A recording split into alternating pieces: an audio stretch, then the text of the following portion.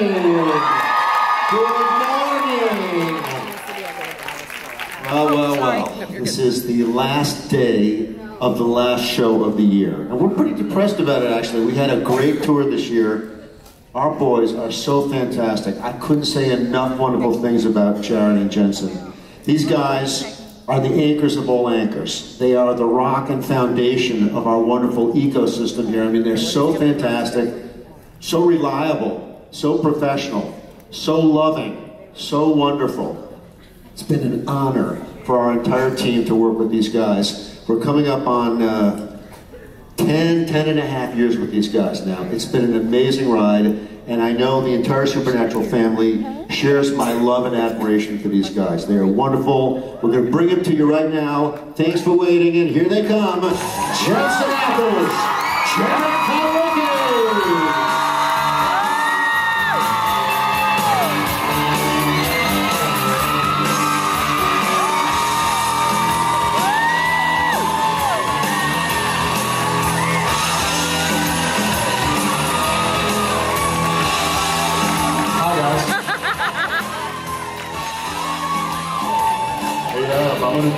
Adam, I'm going to need you to just introduce us wherever we go. Yeah.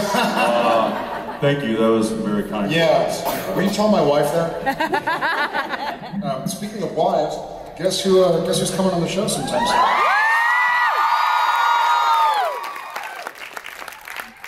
What? It was a cute little kid right here waving at me. Cute little kid with an awesome name. Is that a coincidence? After the car or after the sewing machine? After the car. After the Jensen car. Yeah, Jensen Interceptor. Hi guys. Who's first time? Welcome to our crazy family. How's it been? Fun? And y'all, not only if it's your first time, it was also the first time for everybody to meet Alexander. So, people are giving him a rough time and keep the hazing going as we have for the 5 months, 4 months? How did he do? Was he nervous? He was great. You don't have to lie. He was great. We'll get the truth. Yeah. We'll beat it out of him. He told us about your pranks. What? Oh, it's they told him, I told him he reached at the top of his con chair.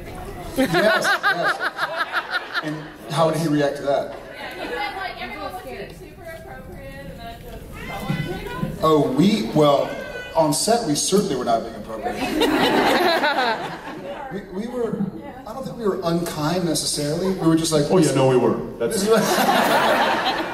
what you're getting yourself into. Start, yeah. Yeah, there were a lot of times where we'd be messing with him so badly that he couldn't hold it.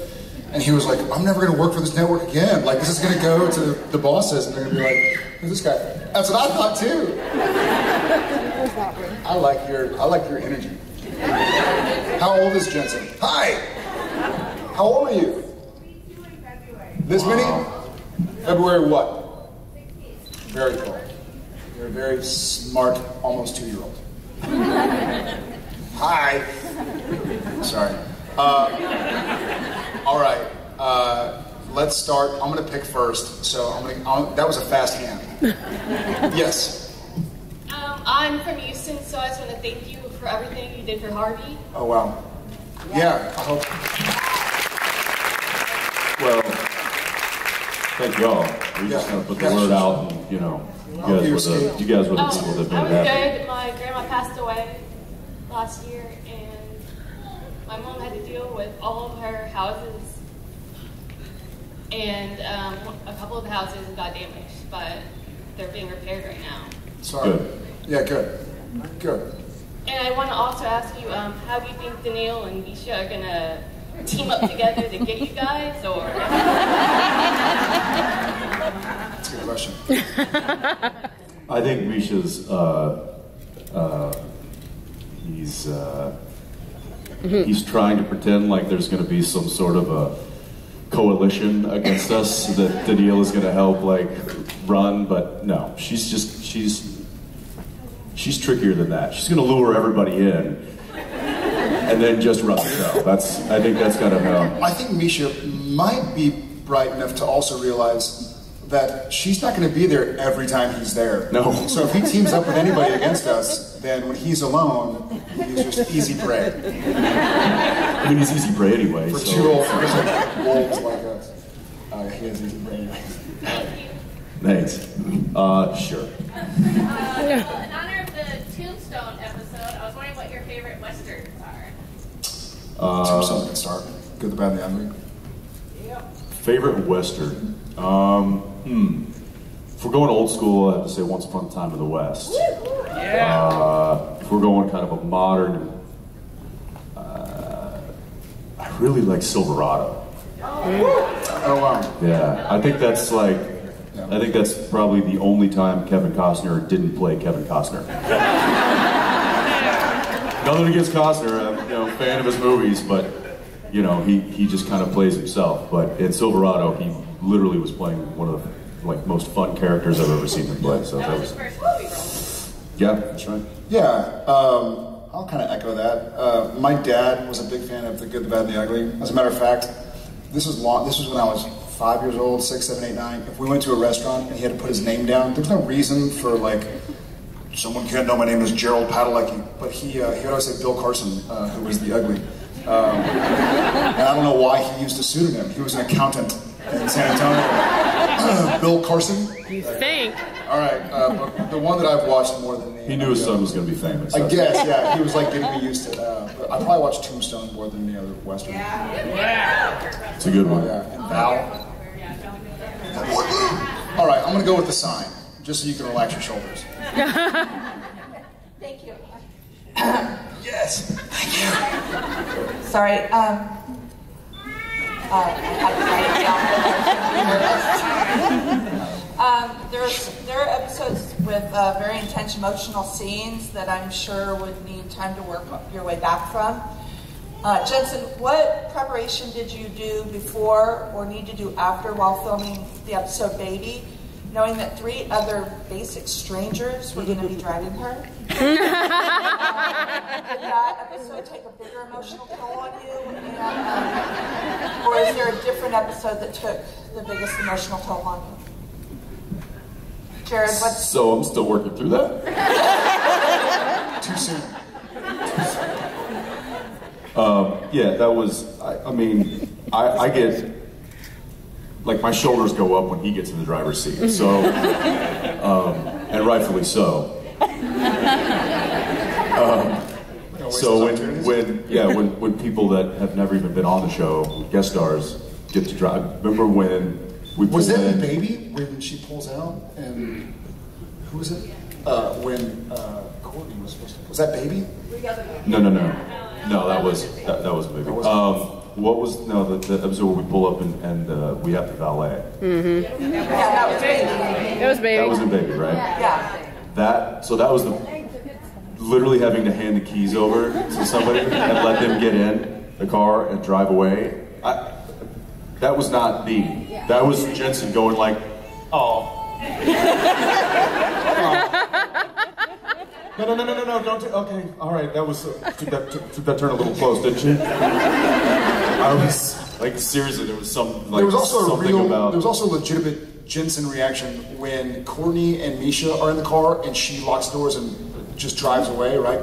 Because we had done the part of the scene where Courtney is walking away, Misha's walking away, and we kind of stay there before she drives away. And then it was sort of like a pickup, and okay, now resetting the cameras, and it was just, and she's, there in the car, and it's 40 feet away. You can't really see off the glare of the windshield, and the car action, and this full stunt move, blasting right by us, and it's a lot more full, they were spinning tires, kicking it's a lot more rocks, dramatic of a person than it looks on screen. It's a big, it's like a rhino, just, and Jensen looks at me, he's like, what does she think she's doing? I was like, what do you mean? I was like, that's the stunt driver, in Courtney's clothing, so it was actually... I thought it was Courtney. I was about to have me some words. Yeah. He didn't see that they put in... unless you are a stunt performer, nobody drives her like that. But this one. Yeah. But it was one of the full-on unionized... Very protective of that. And Jared, do you have an episode that took the largest emotional toll on you? Oh, God. Probably one of the episodes where you had to be somebody else, like play a different. Yeah, those are difficult. Playing a different version of, say, like a Gadriel or of Soulless or. Those are the ones that kind of get in your head the most. Oh yeah, probably the end of whatever season was where Sam had to kind of kill Hell Sam and Soulless Sam in the encounter because you're doing both sides of it. What was the one where you were in the mirror? That was you were talking to Lucifer. That was the old one. Swan Song was tough. That one took its toll. Yeah, it did. The emotional scenes, though, like what you're thinking, like where we get emotional. Those are tough to come back from. I didn't want to say cry, but I did. So there you go. Those are tough to come back from in the moment, but something that you have to live in, day after day, which is these kind of episodes where you're playing something different. You're having to think about something in a different context or from a different point of view. Those are the ones that kind of keep you up at night or, make you exhausted by the end of the day. And when we more often than not, if we have a super emotional scene, and we'll request to film it at the beginning of the day to get out of the way, because if you shot like stunt scenes for 8, 9, 10 hours, and then it's like, okay, and now here's your monologue where you talk about torturing people in hell or whatever it is, you're like, I don't know if I have that in me right now. Like, I'm exhausted, So to get out of the way, which also isn't great because then you spend everything. You're like, okay, well now I have a fight scene. All right, what do I do? But they're fine. I'd much rather do 12 hours of fight scenes than 12 hours. But I'm saying doing both in a day. Yeah. I think the day in Heart where I had to kill Madison. I think we then did this like her going into the closet or something. So it was a full-on the scene with us in the kitchen, and then going to like, okay, now we have to block the thing where we lock her in the closet because we realize she's turning. So you're like, but I'm exhausted. Like, can we do it tomorrow? No, the answer is no. No, and it's 3 in the morning, so drink a cup of coffee, you pansy. I think it's called a tub of coffee. Yeah. How about, it's right there with the love shot. Yeah. What would be your favorite prank and against who? Well, I'm not going to tell you, and I'm not going to tell you. Fair enough. Jared? I think my favorite prank in hindsight, and just because nothing really bad happened, was pieing Misha in the face, because I'm actually happy I didn't break his nose. All things considered, I watched... But you kind of secretly wish you did a little bit. It'd have been a better story. But watching it, and I'm not a small guy, and there was some speed with that. So I'm happy that the whipped cream slowed the trajectory of my fist and the foil plate up against. There was whipped cream, not kidding, like 40 feet away, which is how hard he hit him in the face. I got excited. Didn't catch his face, literally flew 40 feet past it. I think some of the stuff bounced off his face and splattered. I think it was like a full-on splatter. All right, going again. Yes. I wanted to know about how the construction and stuff on the brewery is going. Yeah. How old are you? The brewery is going? I'm 19. Yeah. Ask in 2 years. I live in Texas, so I'll come visit when I'm 21. Yeah, please do. Where are you You can from? visit now. It's not just beer. I live in like Dallas, like just north of Dallas. Cool. Very cool. We are good. We've had a couple soft openings already. We're just waiting to have enough stocked beer to open and not run out when people hopefully start flooding the doors. So we're probably going to just spend the holidays brewing and probably open up the first of the year. But we're open. We're ready to go. So, yeah. Samples? I wish. I think 2 years. I think there's some pretty substantial. If we see you there in California laws January or February, we're that- on. all right, let's see. Go over there. Yeah, gray sweatshirt, gray zip up. Yeah.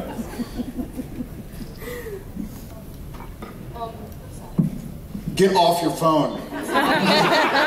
Millennials these days. Me? Okay, great. 1 second. We just posted. I'm about to take a picture with. Favorites. 1 second. Yeah. I'll see you tomorrow. I mean, we're all set to hear. Well, no. Okay, so if the show... like, give us a glimpse of what you might be doing, or like, if Creation Entertainment, like these conventions will Did you still say be if going the on? show ends? Yes. Right. If. I caught that. Not when, it was if. So like, what you guys will be doing, and if Creation Entertainment, like, you'll still be doing it, like Star Trek. I mean, you know, the show's not going on, but... I've never done Star Trek. No, I'm serious. The conventions, they still have them. Have you done Star Trek? I think here we are many years into the show and to our SPN family and our creation and convention family. And it's been a huge reason why the show has gone on, a huge reason why it's meant so much to so many people. I would hate to see that go. So barring something horrific, I hope to see you and Put that anywhere. and many and keep checking in. Yeah. Thank you. Yeah, I don't think we're going to be quick to run away from what we've helped build over the past 13 years. So that's yeah. We're not going anywhere. Thank you. I'm gonna go. I feel like we've avoided this because there's a bright spotlight and all I see are shadows, but I think there's a hand way back. It's moving. Yes, I see a shadow. Yes. So it's pretty bright that way, so we're like using gecko chameleon peripheral vision. What? Gecko chameleon.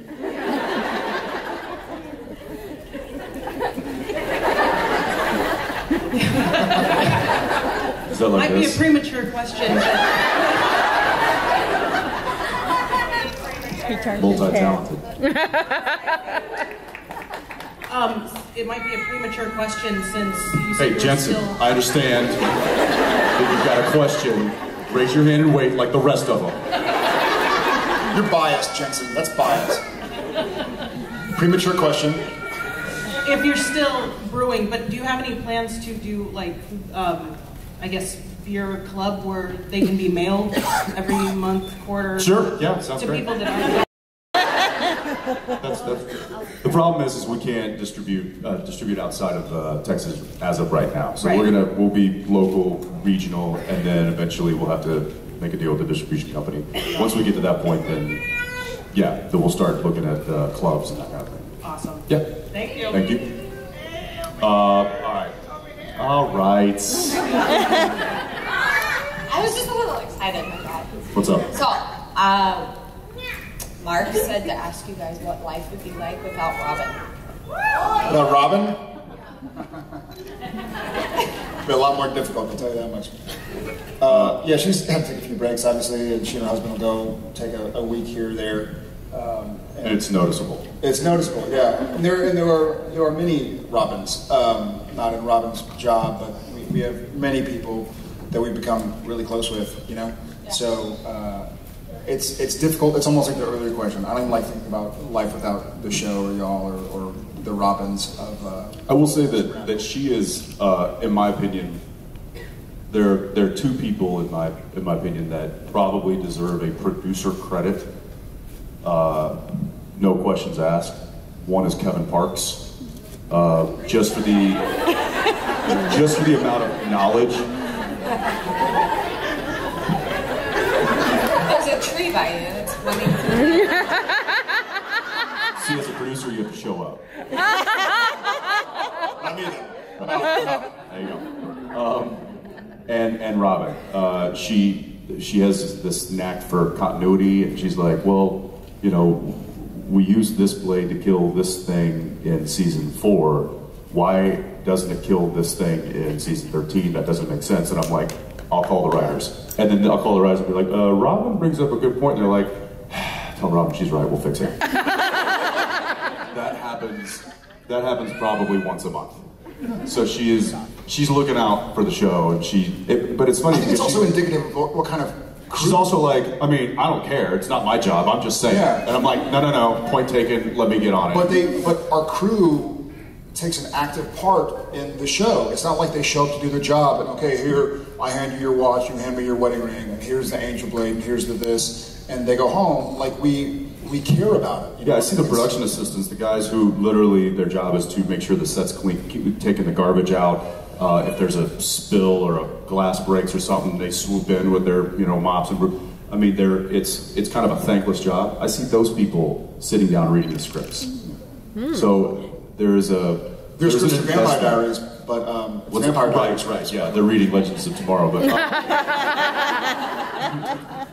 But so there's really an active investment from a lot of the crew in what this show is and where it's going and what it means to them and what it means to their families. So yeah, life would be difficult without any of those people.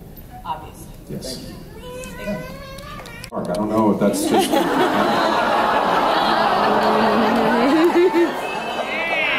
I kid. You're on fire.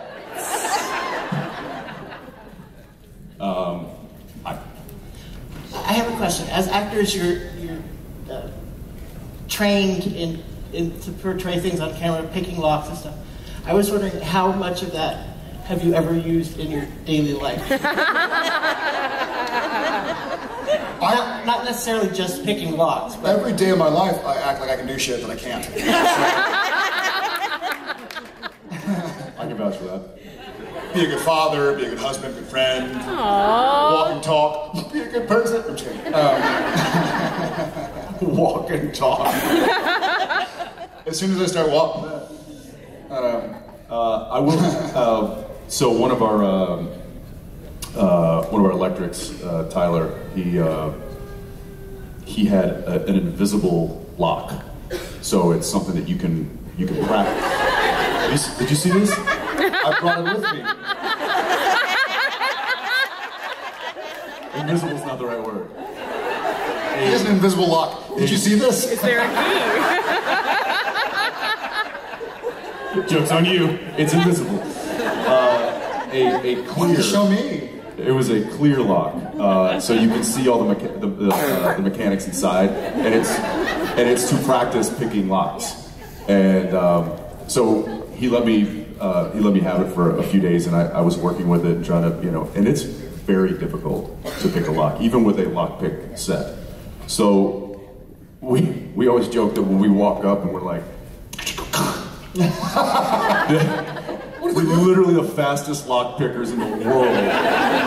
There's no way that it would. I mean, it would take 9 times that long, even if we were good at what we did. So, but I'm thinking about. Is it driving or something? No. What is that? I'm trying to think of like what. Yeah, what I've been able to on the show is applicable in real life. Salting and burning bones. Hold a gun, probably. I already knew how to drive a car. Yeah, no, weapon safety is something that because for some reason we're either dealing with knives or guns or something like that, and we've Jensen's.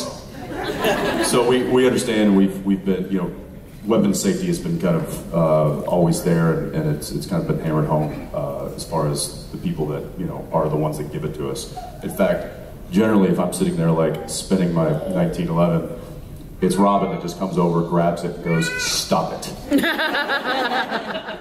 I'm sorry. That's a great question. I'm going to think about it more. Right now, I don't think so. Yeah, that was a good question. Let's see. How about right here? Wait, we got a mic. We got a mic. Look at that. Boom. Going all the way back, when you guys first met each other, what did you think of each other? And what's the chemistry? And be honest, it's for each of you.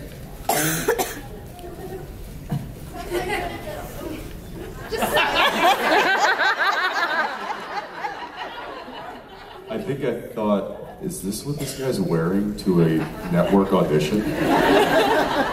I think you had a hoodie on. Yeah. You had like long hair, and I'm like, what high school band camp did they just do this? I think my first thought was, how do legs bend like that?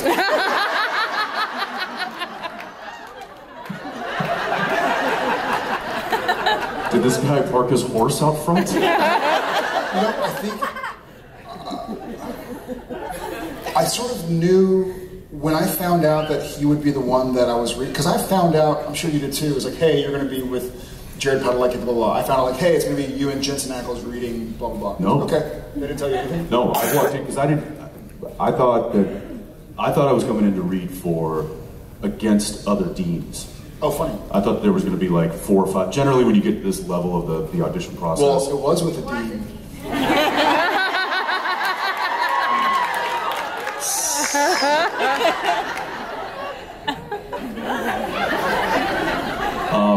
Luckily, I was able to save that name.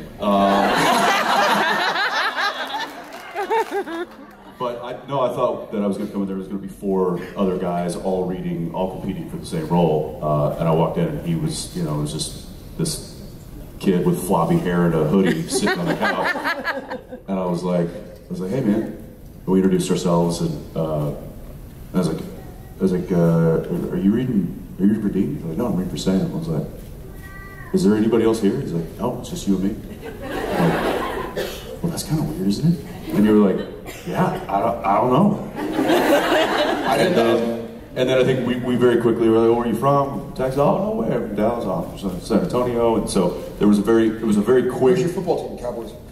Yeah. So it was a very quick, and it was. I mean, we have these kinds of interactions with guys. That was a pretty frequent thing in our lives at that time because we were doing lots of auditions.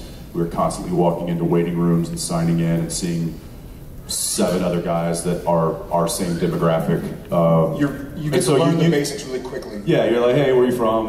And nobody's from. Very rarely do you ever meet anybody who's actually from LA. So it wasn't. It also helps in auditions because usually you're auditioning, it's you with a casting director. But if you're doing a scene with somebody when it's you with a person who also might be, it helps to try and build, I don't want to say chemistry, but some knowledge of each other before it's just like, you never met somebody, you don't know anything about them, you read with them. To have some sense of somebody. We were pretty quick friends. I mean, I did find out that I was going to be reading with you in some way, shape, or form, or meeting you or something. I remember IMDb'ing him, and it was like a Dark Angel picture or something. And I was like, how does one suck their cheeks in so much?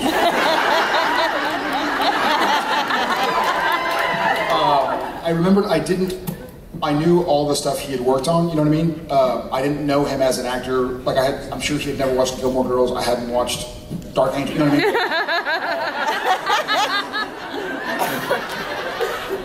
Hashtag Team Rory. She's the one they're trying to figure out who's on the team with her. It's always Team Rory. It's either Jess or that one out.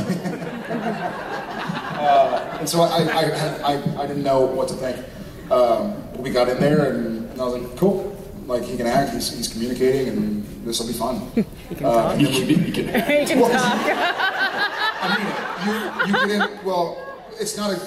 He's a thespian. Well, have my back here. It's not a foregone conclusion that the people you're in the room with know how to act. A lot of times this is the way I was told to deliver my line.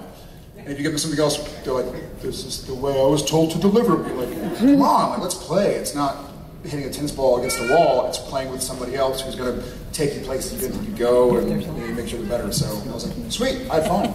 As nerve-wracking as it is, it's a room like 30 people. That make all the decisions for the network and the studio that are about to decide, what the next month of your life is going to be like. If you get to shoot a pilot, and in this case, the next 13 years of your life, hopefully, and going on. So it was pretty quick. I wonder, out of those 30 executives that were in that room that day, how many still hold that job other than you? Oh yeah. I'm pretty sure that most of the people that were making the decision in that room aren't even in those positions anymore. Yeah, they've either moved up or down or sideways. Yeah. Peter Roth, though, who was the president of Warner Brothers Television, he has been there since day one and continues to be just a champion for us in the show. I wonder who in that room was secretly thinking like, nah, this isn't going to work. Oh yeah. They can suck it.